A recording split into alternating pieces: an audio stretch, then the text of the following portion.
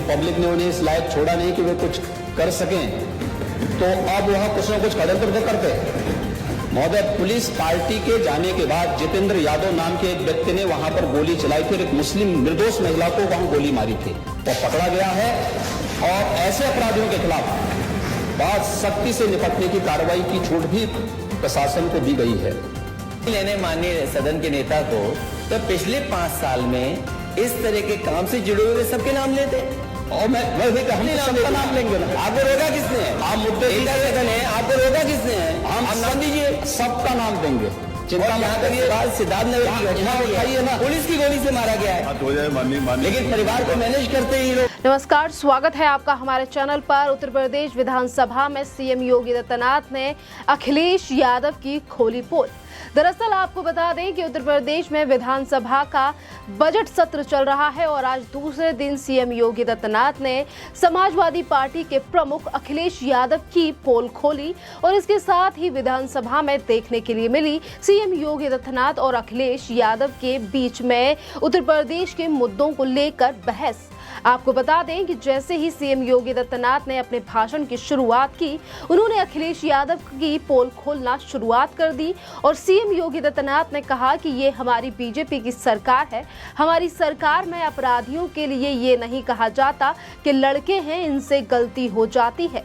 हमारी सरकार 2017 से जब से बनी है तब से ही हमने जीरो टॉलरेंस की नीति के साथ काम किया है। कुछ लोगों ने गर्मी दिखाने की कोशिश की थी, उनकी गर्मी को भी शांत कर दिया गया हमारी तरफ से। 2017 के बाद एक भी दंगा उत्तर प्रदेश में नहीं हुआ। और वहीं बात की जाए अखिलेश यादव के कार्यकाल की, जो कि 2012 से 2017 के बीच में रहा था, इस बीच हुए थे 700 दंगे। जिस तरीके से आज विधानसभा में सीएम योगी आदित्यनाथ ने अपने कार्यकाल के बारे में भी बताया है कि कैसे उत्तर प्रदेश में ऐसा पहली बार हुआ है कि राम नवमी से लेकर हनुमान जयंती के मौके पर जहां देश के कई राज्यों में हिंसा देखने के लिए मिली और उत्तर प्रदेश में किस तरीके से ये त्योहार किस तरीके से अच्छी तरीके से बीत गए और एक भी दंगा फसाद नहीं हुआ। इसके साथ ही सीएम योगी आदित्यनाथ ने इस बात का भी जिक्र किया कि ऐसा पहली बार हुआ है कि उत्तर प्रदेश में अलविदा नमाज भी सड़कों पर नहीं हुई है। आज उत्तर प्रदेश जो है वो देश में एक नजीर पेश कर रहा है।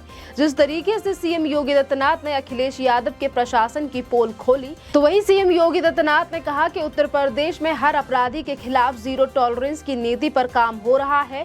और वहीं उन्होंने कहा कि जीरो टॉलरेंस की नीति को लेकर ही हम चले आ रहे हैं और इस बात को नेता प्रतिपक्ष अखिलेश यादव भी अच्छी तरीके से जानते हैं कि हमने किस तरीके से गुंडे माफियाओं के ऊपर और अपराधियों के ऊपर कार्रवाई क्यों की है, क्योंकि अखिलेश यादव ने तो हर उस व्यक्ति का साथ दिया है जो कि उत्तर प्रदेश में जिसने अराजकता फैलाने का काम किया है। जिस तरीके से आज निशाना साधा गया है सीएम योगी आदित्यनाथ की तरफ से अखिलेश यादव की तरफ और अखिलेश यादव की पोल पट्टी खोली गई है कि कैसे अखिलेश यादव अराजकता फैलाने वाले अपराधियों की मदद करते हैं, उन्हें निर्दोष साबित करने के लिए हर कोशिश की जाती है समाजवादी पार्टी की तरफ से। तो वहीं दूसरी तरफ सीएम योगी आदित्यनाथ ने उस बयान को भी दोहराया जो कि दिया गया था अखिलेश यादव के पिता मुलायम सिंह यादव के द्वारा कि लड़के हैं उनसे तो गलती हो जाती है।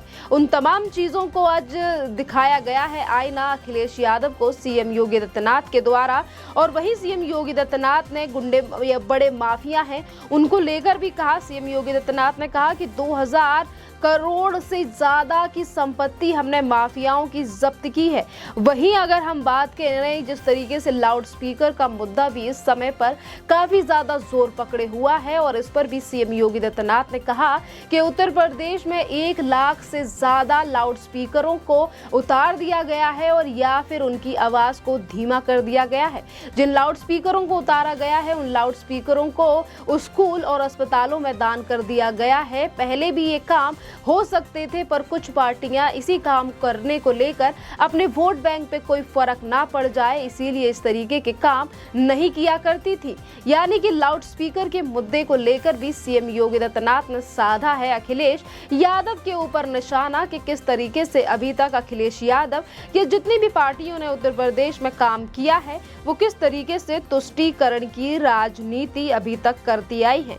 वहीं पर सीएम योगी आदित्यनाथ ने इन चीजों का भी जिक्र किया किया कि कैसे अपराधों में गिरावट आई है 2017 के बाद। आपको बता दें कि जो अपराधों का नाम है ये जिक्र क्यों किया गया आखिरकार सीएम योगी आदित्यनाथ की तरफ। इसी बीच सीएम योगी आदित्यनाथ ने इस चीज का भी जिक्र किया कि कैसे आजमगढ़ में जहरीली शराब बनाने वाले एक व्यक्ति के द्वारा तमाम लोगों की मौत हो गई।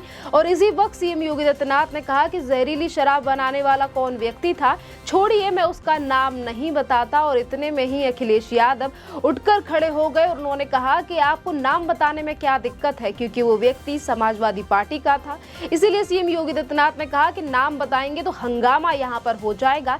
इतने में ही अखिलेश यादव बौखलाए हुए खड़े हो गए। उन्होंने कहा कि नाम बताइए, इस पर राजनीति करने की क्या जरूरत है। और इसके बाद अखिलेश यादव ने एक और मुद्दा उठाकर सीएम योगी आदित्यनाथ को घेरने की कोशिश की और फिर से एक बार अखिलेश यादव ने सवाल खड़े किए उत्तर प्रदेश के प्रशासन के ऊपर और कहा कि उत्तर प्रदेश में सबसे ज्यादा क्राइम रेट है, महिलाओं के ऊपर होने वाले अत्याचार सबसे ज्यादा उत्तर प्रदेश में हो रहे हैं अगर हम पूरे देश का चार्ट देखें। और उसी पर सीएम योगी आदित्यनाथ ने कहा कि अगर 2012 से 2017 का चार्ट देखेंगे तो उससे तो काफी ज्यादा भारी गिरावट आई है। बात रही कानून की तो इसमें भी सीएम योगी आदित्यनाथ ने कहा कि मामला कोई भी हो और महिला सुरक्षा के लिए सरकार सबसे पहले सर्वोपरि खड़ी है और कानून इसमें निष्पक्ष होकर जांच करेगा। कृपया अखिलेश यादव आप पुलिस प्रशासन के मनोबल को तोड़ने का काम ना करें, क्योंकि पुलिस उत्तर प्रदेश या फिर राज्य के किसी भी, अगर हम किसी भी राज्य की पुलिस की बात करें तो वो राज्य को सुरक्षा प्रदान करने का काम करती है। ये बात जो है ये जवाब दिया गया अखिलेश यादव के लिए सीएम योगी आदित्यनाथ की तरफ से। और ये पहली बार नहीं है कि अखिलेश यादव ने उत्तर प्रदेश के पुलिस प्रशासन को लेकर इस तरीके से सवाल उठाए हैं और कहा है कि उत्तर प्रदेश के प्रशासन के द्वारा ये चीजें हो रही हैं। इस बीच अखिलेश यादव ने सिद्धार्थनगर की एक घटना को भी उठाया जिसमें अखिलेश यादव ने कहा कि पुलिस की गोली से एक महिला की मौत हो गई और इसीलिए अखिलेश यादव सिद्धार्थनगर भी गए थे। इसी पर टिप्पणी करते हुए सीएम योगी आदित्यनाथ ने भी जवाब दिया और कहा कि पहले मौके पर पुलिस पहुंची थी और पुलिस के जाने के बाद एक युवक ने एक मुस्लिम महिला के लिए गोली मारी थी और उस युवक की गिरफ्तारी भी कर ली गई है।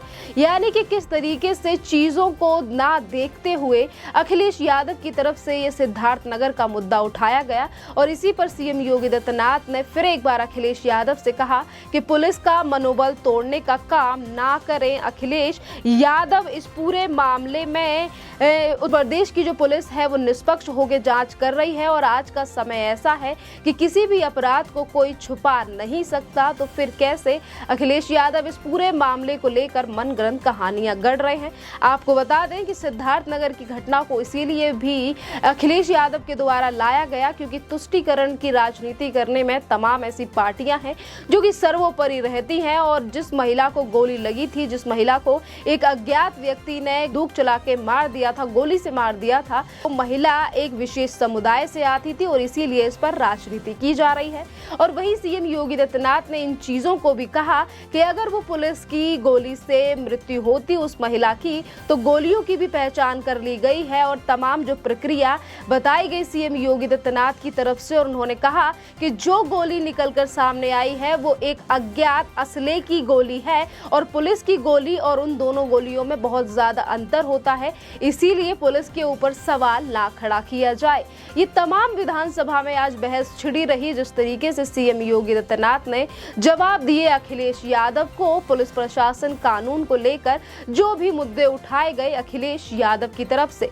बात अगर हम करें आज पूरे विधानसभा सत्र की तो किस तरीके से सीएम योगी आदित्यनाथ ने तमाम उन चीजों का भी जिक्र किया कि आज उत्तर प्रदेश में न्याय व्यवस्था को लेकर किस तरीके से योगी आदित्यनाथ की जो सरकार है वो काम कर रही है। हर किसी के साथ सामान्य व्यवहार किया जा रहा है और इसी के साथ सीएम योगी आदित्यनाथ ने यह भी कहा कि सरकार का जो दूसरा कार्यकाल शुरू हुआ है जिसमें प्रदेश की आधी से ज्यादा आबादी ने फिर से एक बार सीएम योगी आदित्यनाथ को सीएम की गद्दी पर बिठाया है।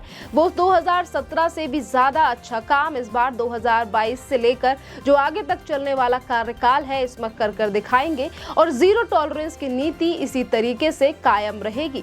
तो आप देख सकते हैं कि जहां एक तरफ सीएम योगी आदित्यनाथ की तरफ से तमाम इन मुद्दों को उठाया गया और अखिलेश यादव को जवाब दिया गया, तो वहीं सीएम योगी आदित्यनाथ के बैठने के बाद अखिलेश यादव फिर विधानसभा में खड़े रहे और उन्होंने बीजेपी को लेकर ये तंज भी कसा कि तुम्हारी सरकार आ गई है तो इस बात का घमंड मत दिखाओ, तुम्हारी सरकार जो है वो दिल्ली वालों की वजह से बनी है, अगर वो नहीं आते तो तुम्हारी सरकार ना बनती और हमें पता है कि तुम्हारी सरकार जो है वो किस तरीके से बनी है। यानी कि ये एक बार फिर से सवाल उठाया गया अखिलेश यादव की तरफ से कि सरकार तुम्हारी कैसे बनी है, अगर दिल्ली वाले ना आते। दिल्ली वाले से अखिलेश यादव का तात्पर्य था देश के प्रधानमंत्री नरेंद्र मोदी, गृह मंत्री अमित शाह और तमाम बड़े वो नेता जिन्होंने उत्तर प्रदेश चुनाव के दौरान उत्तर प्रदेश में कई दौरे किए और कई जगहों पर जाकर चुनाव प्रचार भी किया है।